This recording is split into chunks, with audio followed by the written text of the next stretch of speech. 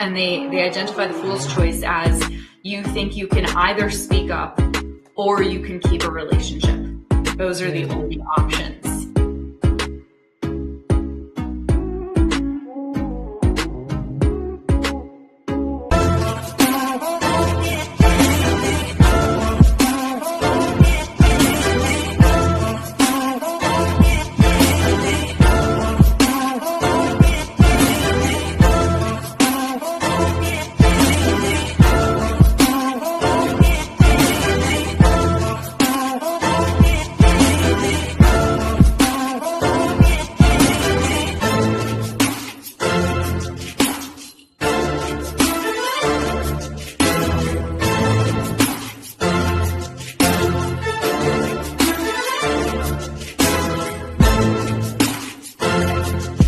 Welcome to Leadership Beyond Burnout, the show that's here to help you and your teams heal, lead, and succeed. I'm Dr. Kimberly L. Wilson. I'm your guide on this journey to resilience, growth, and transformation. Together, we'll dive into stories, strategies, and insights that not only inspire, but empower real change in the way you work and connect. Now, whether it's fresh ideas for resilience or practical steps to create balance and joy, each episode is packed with tools to elevate your work life and your life. To all of our listeners, welcome, and to all of our fired up friends who show up week after week, we're thrilled to have you back. As we go through the show, feel free to engage with us, send in your questions. Don't hesitate to connect with us at any time at drkimberlywilson.com. And let's talk about our sponsors. Today's episode is proudly sponsored by Leadership and Resilience Consultants, who is dedicated to building healthy workplace cultures and equipping women with the tools to overcome and prevent burnout. Let's talk about today's guest. We have a very special guest. We have Sheryl Green, and she has taken people-pleasing to Olympic levels. For decades, she put everyone else's needs above her own, until she hit that metaphorical brick wall. Now, after committing to one too many responsibilities, Sheryl discovered the importance of boundaries. She actually discovered that boundaries were even a thing.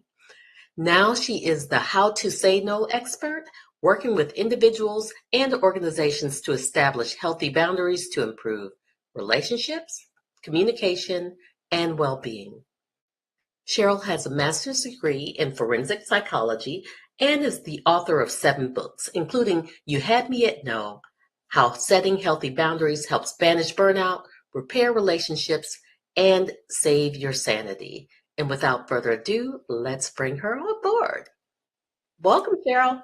Thank you so much for having me. I'm super excited. Love to have you here. It seems like you've had a real deep history in, like you said, people pleasing. So I'd love for you to share, before we get into that, how do you feel you bring healing to the world?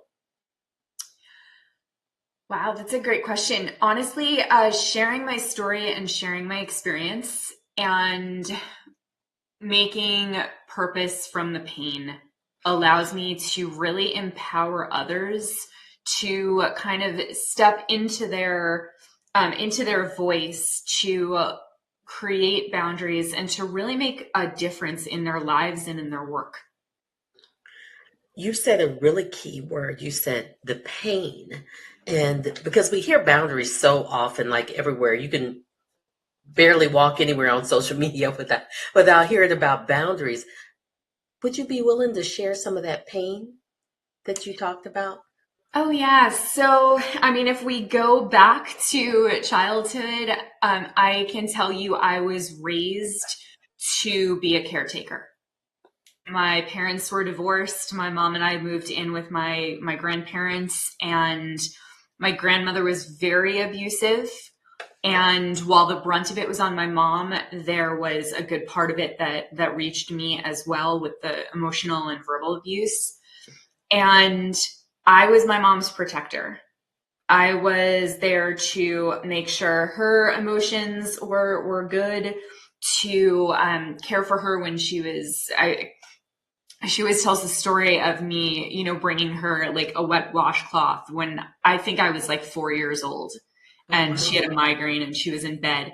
And that's just, it's all I've ever known was just, I'm here to take care of other people, and I'm here to live up to other people's expectations. And it took 40 years, and it took me almost driving into oncoming traffic, unfortunately, to realize that I was done. Like something major had to change. And that pain, that most recent pain was burnout. I didn't know what it was until I experienced it. But working full time with a nonprofit, which is not known for good boundaries or good paychecks. Um, Right. so I was working full time for them. I was running my own business. I was taking more and more care of my dad and my stepmom, and still volunteering for all the things and being there for all the people. And I just burned out. I just couldn't handle it anymore. And when the resentment and the depression and the fatigue, when everything finally hit, I couldn't see a way out. Mm. So you almost went into oncoming traffic? Yeah. I was driving down the street one day. I was running an errand for the rescue. It was like dusk, and I saw the headlights coming on. And I looked at them and had this really brief thought of, if I just crossed the median, this could all be over. Mm. And yeah, that was scary. Yeah.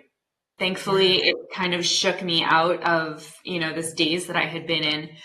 And I pulled over, I calmed myself down. I realized not only did I not want to hurt myself, I certainly didn't want to hurt someone else. And I didn't want to leave my parents and my dog without someone to take care of them. So, yeah. Oh, well, because so also people pleasing and taking care of others also saved you as well. It did. Because It did. Yes. Actually, that's a great point. Thank you. No one's ever pointed that out. yeah, So, yeah. 23 years of therapy. Being a therapist, yeah. It comes in handy once in a while. Wow. So, and what I also heard in your story is you pointing out that lack of self-efficacy and that feeling of a lack of control in your environment and what's going on that really begins to wear down at your sense of self and your ability to just exist. And was it that feeling of lack of control more, or just being worn out? It was worn out. It was not seeing an end, not Mm, seeing like a possible end to it. I loved what I was doing. I really, even to this day, like I still feel like I've dedicated, my life to some degree to animals and to speaking for them. But no matter how strong that why was, no matter how strong that passion was, it was no, it just couldn't compare to the overwhelm and to the burnout that I was experiencing from, working these 16, 18-hour days between the job and the business and taking care of other people and just trying to live up to everybody's expectation, and honestly failing at all of it, because we can't be everything to everybody. We're not superheroes. right, right. And I love that you mentioned the fact that it was something that you loved, because a lot of people associate burnout with like, oh, I'm doing things that I don't want to do, and I'm dealing with these bosses that I don't want to deal with. But it actually came from a place of love for you and joy. Absolutely. Yeah. Do you participate in these things you love differently now, or how do you begin to integrate that? So I have had to draw a very hard boundary when it comes to rescue. Will I always rescue my animals? Absolutely. Will I always, run out into traffic if I see a dog running? Absolutely. But in terms of the day to day or really getting involved, I can't do it. I actually had an experience a couple of months ago. A friend found a dog roaming, and she texted me first thing in the morning, and I derailed my entire day trying to connect her and do all these things. And, about halfway through the day, I was like, what am I doing? It was just, I got sucked right back into it and all of the emotion. So at this point, no, I am completely burned out when it comes to that. I donate money. A percentage of everything I do goes to the rescue or to a rescue. But no, I can't, I can't do it. Okay, so you had to participate differently in order to just maintain some sanity and some healthy boundaries. And it's interesting that you shared that how easy it was to get sucked back into it because it was from a place of love and others were bringing you back into it. So how did you begin to say no to others when they know you as the person who never says no? Yeah, so that has been an interesting journey. I did after that incident with the lost dog. I reached out to my friend later on in the day and I said, in the future, you can't come to me with this. I gave her a phone number of someone I used to work with. I said, if there are any issues, I said, you go directly to her. I can't be a middleman here and I can't be involved. In terms of saying no in other areas, look, people don't like hearing no. Right. We don't. We're used to someone doing something for us and always being there when we need something. Most people don't like hearing no. So have I gotten a little bit of pushback along the way from some people? Yes, just a little bit of pushback, and then they kind of get used to the idea. And then there are people in my life there are people that are no longer in my life because they couldn't handle the boundaries I was setting. They wouldn't respect them. And I chose my mental health over being nice to someone else. So one of the things that I'll have people pleasers do, because getting to that point of actually having that conversation, it's a long, hard road. So we just begin with scripting it in our brains and saying it to the empty chair using that Jungian technique and talking to the empty chair. And eventually they'll get there, but they have to work up to it. Did you have to work up to doing that? And if you did, how so? It's funny you say that because the first book that I ever read on boundaries, it cautioned you not to go running up to your friends and family and be like, I'm setting boundaries now. And I read that and I was like, I could still do it. So I did. I went to my dad and my stepmom, who I loved very much and, had a great relationship with and wanted to help them. And I walked in one day and I was like, all right, guys, I'm embarking on this journey. I'm going to learn to set boundaries. I'm not going to do everything for everyone anymore. And the very first thing out of my stepmom's mouth was, who's going to take care of us? I was like, all right, so there's a reason why that was cautioned in the book, and I put the caution in mine as well. I think starting small is kind of the best way to do this. I look at boundaries as a muscle that we need to strengthen. So the very first boundary you set in this world probably shouldn't be with your mother or with your boss. That's like expert level boundary setting. Like we want to start down here with the massage therapist that's digging in too hard, or the grocery bagger who just put the eggs on the bottom.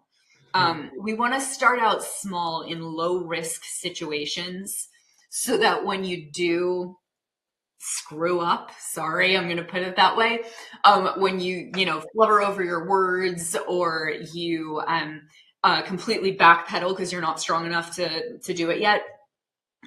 It's not that big a deal.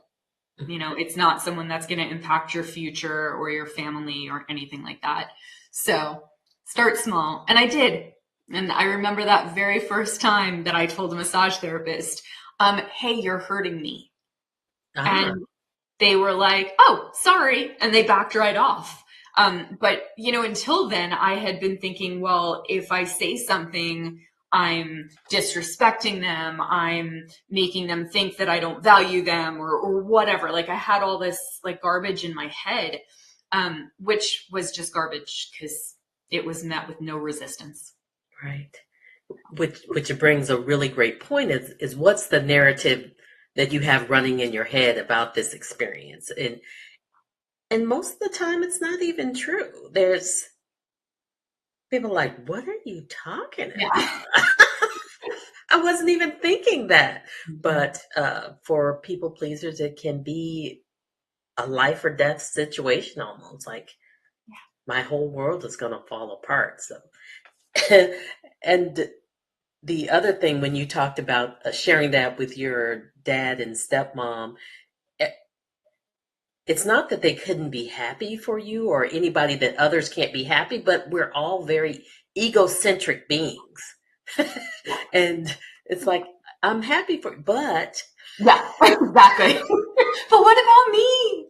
Yeah. yes, Yep. because it leaves some holes, it leaves some gaps, and people are called to task to now take care of their own needs, make their own plans. Yeah. Yeah. Realize that some things don't actually need to be done. Yes, I can think of many of those tasks for my grandmother that didn't Yeah. need to be done. But we like them. I think I have some that I impose upon my children just because I want them done. Oh, wow. So flexing the muscle. Where do you find that that shows up in companies? You talked a lot about individuals and organizations. Yeah, I think boundaries show up in a lot of ways at work. If you think about just kind of the small ones, like look, if you want to start with the low danger. That's not the word I'm looking for, but I'm going with it. Low threat. That works. Don't go right to the boss. Like start with the small ones, and that could be saying to a coworker, hey, I'm happy to chat later, but I really need to focus on my work right now. If you've got somebody hanging over your cubicle or standing in your doorway, um, in the past, if you have unhealthy boundaries, you may just sit there and listen and and the whole time in your head you're going, I'm falling behind on work. This project has to be done. Oh my goodness, why are they still talking? And And we may think that we're holding it in. We may think that they don't see what's going on, that they can't read our minds. If you're watching, you can tell I have a very, very expressive face. And I thought I came up with this term, but it turns out it's actually a psychological thing. Emotional leakage. Mm-hmm. People know what we're thinking. Mm-hmm. When it is coming out of your face, people realize when you're going, sure, why are you still talking? Like they can see that and they're going to feel that. Mm-hmm. So instead of just being, letting that resentment build and, starting to avoid or dislike a coworker, just be honest. Hey, I can't talk about this right now. I'll catch up with you at lunch. Right, right. So that's a good low threat level to start. Then I also wonder if I'm that company is like, wow, do I want my people to have boundaries? Maybe they won't work the hours I need them to do. We won't meet our sales goals. We won't serve enough clients. We won't meet our quota. So how does this benefit me? So there's two ways that I like to look at this. One is, are you being yesed to death? Okay, an owner, a manager, a company, they do not want to surround themselves. They should not want to surround themselves with people that agree with absolutely everything, that never stand up to them, that never throw out a, hey, that might actually not be the best way to do it. Let's look at this. Mm-hmm. If you've constantly got people going, yes, you're surrounded by yes men, like, great job, you're wonderful, you're perfect. You're not. So things aren't necessarily going to, you're not going to find the problems until you get out into the world. Your team, your employees should be there to bounce things off of. And they're probably on the front lines. They probably see this stuff every day. What can they do to make whatever you're doing, whatever decision or product you're working on, to make that better? So that's kind of the first way that I look at it is, are you being yesed to death by your people? And the other side of it is the hours and the workload and all of that. We're not superhumans or superheroes. We're also not machines yet. Give us time. But there's only so much we can do. And there's only so much we can do for a continued period of time. So if you give your employees a workload that is unsustainable for the long run, they're not going to get things done. They're going to burn out. They're going to or quiet quit and just, check out, or they're going to look for another job. So while it doesn't seem, it's a great question. Like, as a leader, why would I want my people to be able to say no to me? Like, that does not make sense. And if you're only doing a, 4-hour gig where you never have to deal with these people again, sure, maybe you don't want them to say no to you. But if you'd like to have an ongoing relationship and have them within your company for a while, and you'd like to have a checks and balances and have other viewpoints to improve what you're doing, then you want your employees to be able to come to you and say, that's not a good idea. Let's make a better one. Or, I'm overwhelmed, I'm overworked, and my plate is too full. What can we do about it? Right. One of the things that would frustrate me with my team is sometimes things were happening because of predecessors and their response to challenges. They would just do, they're just doing, they're working longer, they're taking things home, finishing notes there. All of these processes that I have no clue are happening, and they're facilitating or perpetuating this burnout kind of process and cycle because you're not sharing what is actually happening. So it robs the leader of the opportunity to say, whoa, I don't want you all working like this. Let's look at how can we do something different. Do we need to divert some of our work? Do we need to change our schedule? Do we need to hire more? So, because if you keep doing the thing, no one knows there's a problem because you keep solving it. Exactly. Yeah. And I love the term you're robbing the leader of the ability to do that.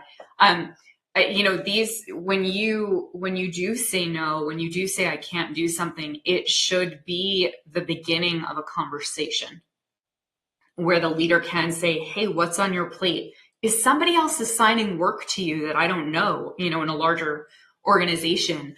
Do you have these leftover processes from a past time that you're still doing and we don't need them anymore? So it really is. I say that no is not a sign of an insubordination. It's an invitation to a conversation. Right. It's the next opportunity. Yes. So what about when teams kind of thrive on this dysfunction? I don't know if you've ever been in those environments where we don't want you to be healthy because then this disrupts the apple cart and you're changing things and that, it doesn't feel good. Yeah. Someone usually benefits from that dysfunction. So how have you disrupted some of that? If you, if you think about it in terms of there's 100% of work to be done, let's just call it a random number. And you're supposed to be doing 20% and everybody else is supposed to be doing 20%. And one of those people is not. So now you and maybe your colleagues are up to 40%. And I think, first of all, it breeds resentment like crazy. Yes. I have worked in those toxic environments that you speak of. And I mean, I worked in a bank and during college, and the end of night procedures were very like, we have to get this done, this done, this done, you know, from the time that the last customer left to the time we walked out the door, you know, we're shooting for like 10, 15 minutes. Right. And I'm running around like a headless chicken with my hair on fire, which doesn't make sense. But headless chicken. Feathers on fire.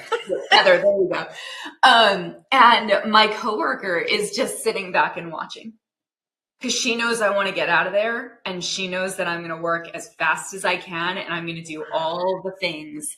And she was just sitting there, you know, checking her, filing her nails. This was before we were all attached to our phones, but she knew there was a people pleaser in the group, whether that, you know, verbiage was out there or not. But she sensed, hey, wait, Sheryl's going to take care of this. I'm just going to sit back and wait. So think about it as when you step up and do more than your allotted work, you're probably taking it away from somebody, and they're probably more than happy to sit back and watch you do it. Right. So there's plenty of people out there that are like, oh, you want to do my work? Go ahead. I'll be on social media. And it even robs, I believe it even robs people the opportunity to gain some mastery in how to manage and grow in it, because here you are. You're always taking it on and doing it, and why not allow you to do so? So what do you think is one of the largest obstacles to begin to place boundaries for people? Fear and assuming the worst. There's a book that I love called Crucial Conversations, and they talk about the fool's choice. And they identify the fool's choice as, you think you can either speak up or you can keep a relationship. Those are the only options. And I think a lot of people go into, you know, when it comes to personal, they're afraid of losing relationships. They're afraid of, you know, being cast out from the tribe. But when you look at work, livelihood's on the line here. Promotions, paycheck, having a job at all, having your health insurance. I interviewed one lady, and she said she was terrified to speak up because her husband had health problems. And if she lost the health insurance that came with her job, then, you know, her husband wasn't going to get the treatment he needed. So I think there's so much fear around how will it be received and how will I be perceived if I dare to upset the apple cart, as you were saying, if I speak up, if I say no to something. And I think, one, leaders need to kind of calm those fears with their team. And I also think, no one rush out and quit your job. But I think there are certain environments where you're going to do your absolute best to set healthy boundaries, and it's not the right fit. Mm-hmm. It's not the right culture. It's never getting better. The leadership is not open to change.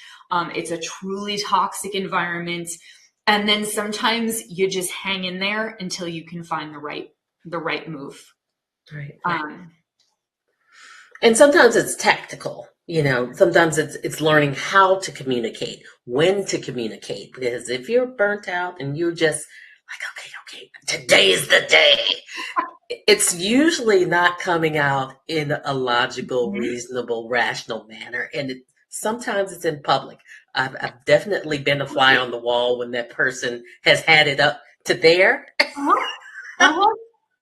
everybody's like, yeah. Because you explode over something small. So people looking in are like, that was not that big a deal, you know, and everybody's like, whoa, that just that single, like, whoa, what's going on? Yes. If you don't speak up, if you do get to that point, and I'll be honest, I was at that point at the nonprofit. Mm-hmm. I mean, I was there. I wish somebody had gotten to me before, but then I wouldn't be on this journey. But I mean, I remember like every time I was talking to a coworker, the words, "I just can't effing do this," came out of my mouth. Yeah. Yeah. So I was past, I was Yes. past that tipping point, and I want to get to people before they hit that tipping point, so we can back them down and calm them down, and they can, resume their regularly scheduled life. But yeah, speaking up at the right time, not letting that emotional leakage get to you, and being compassionate, being clear, and being consistent. Compassionate, clear, and consistent. Love that. Um, and if we really think about it, most of the time, that person who hasn't been setting boundaries is sitting there simmering and very resentful about the thing or the things, whatever it is. And the other person may or may not have a clue about how they feel. They're like, oh, well, Cheryl really thrives on that. She likes that high pressure. Let me give her exactly what she needs to thrive. Yes. Because they never see you going, I just can't effing do it. Yeah. Yeah. No, it's very true. We think people can read our minds. They can read our faces, but they can't read our minds. And when you do start to set boundaries, that communication piece is so important, because you can make all the decisions you want inside your head. But if you don't actually tell someone, then you haven't set a boundary. Absolutely. I had a situation where a dear, dear friend, and I was upset with this friend for about a year because a boundary had been crossed. And I valued, just like you said, I valued that relationship so much that I didn't want to share it. But I noticed me being different in the relationship. And I said, okay, you've got to say something. And when I finally did, it was interesting because some of the things I feared did happen, but I was able to clarify. It's like, no, it's not that at all. Like, because they take it emotionally sometimes when you set that boundary, and it's a violation. It's very personalized. And I was able to say, no, I'm not saying you can't do that. I'm saying, if you need to do that, can you do it in this way? And then I can accept it so much better. Yeah. And everything has been smiles and giggles since then. But I was holding on to that resentment and all of that for a whole year. I was eating away at a very dear relationship. So I hate that I waited so long. It can be scary. It really can. And we can just assume that everyone should know. They should know better. It should be common sense that you don't do something, and common sense isn't common. So No. Especially when we talk about these multi-generational workplaces, workplace cultures, because you have boomers and X and millennials and Gen Z, and everyone does not do things the same. There are so many different expectations and assumptions that occur, and it's rife with misunderstanding, and you have to really have an organizational tone about what is the culture and what it's supposed to be like. So what do you have coming up in the future for, or do you have any engagements coming up, any book signings, things like that going on? yeah, so November, I think it's 17th, is a Tuesday. If it is the Tuesday, then it is the 17th. If not, it's the 19th. I am doing a holiday boundary class. So I'll be doing a free webinar. It'll be on Zoom, so you can come from anywhere. It's at 5 o'clock at night, PST. And it's going to be about actually keeping your joy and having a good time during the holidays, as opposed to being a burned out, resentful mess who is running from party to party and wrapping 3,000 gifts the night before Christmas. So, and having family ask you questions that they have no business asking you. So it's, you become the best version of yourself, and then you end up in a room with your family, and like the little like 8-year-old just pops out of you and is like, I'll take control today. So we have to prepare ourselves for that and approach that from our new adult, healthy boundaries setting person. But what I'm super excited, I mean, now I'm working on the next book about boundaries, and this one is going to be for the leaders. Okay, wonderful. And yeah, this one's hitting close to home, because I can teach someone to set a healthy boundary, but I can't, if their boss doesn't accept it, then they're not moving forward. They're not getting the health that they need. Culture, as you were saying, like even boundaries, like they come from top down. We need leaders to have good boundaries themselves, and then we need them to understand how to embrace their employees having it. So I feel like I'm kind of going to the source with this book. And I'm just super excited. I love the writing process, and I started diving in a couple of days ago, and I woke up this morning and I'm like, it's time. So wonderful. Would you like to issue any challenges to our audience to be able to create a healthier lifestyle or workplace culture moving forward? I love that. Okay. All right. So first, I want to give permission. I want people to know, like, you have the right and the responsibility to set boundaries. And then my invitation: start small. Just start small. Start with a stranger, or start with the hairdresser, and just something small, like, hey, you know what? The dryer's too close. Can you just move that back a little bit? And you start collecting those, and you're going to build those muscles. You're going to feel good. It's going to come more naturally. So start small and just start. Take a breath. If somebody asks you to do something or asks you to answer a question you're not comfortable with, just take a breath. Give yourself a moment to think and get out of that like automatic kind of panic mode, and think, what do you actually want to do here? Wonderful. Thank you so much for sharing all of this with us, Sheryl. And I'll definitely make sure to put your information in the comments section so anyone can contact you if they need to do so. It has been a pleasure having you. And any last words before we let you go? You got this. Go set a boundary. The world will be better for it. Thank you. Thank you, everyone, for tuning in. This is Dr. Kimberly L. Wilson. You've been watching Leadership Beyond Burnout, and you can see us every Thursday at 5 p.m. Eastern Standard Time, 2 p.m. Pacific. Until next time, we will see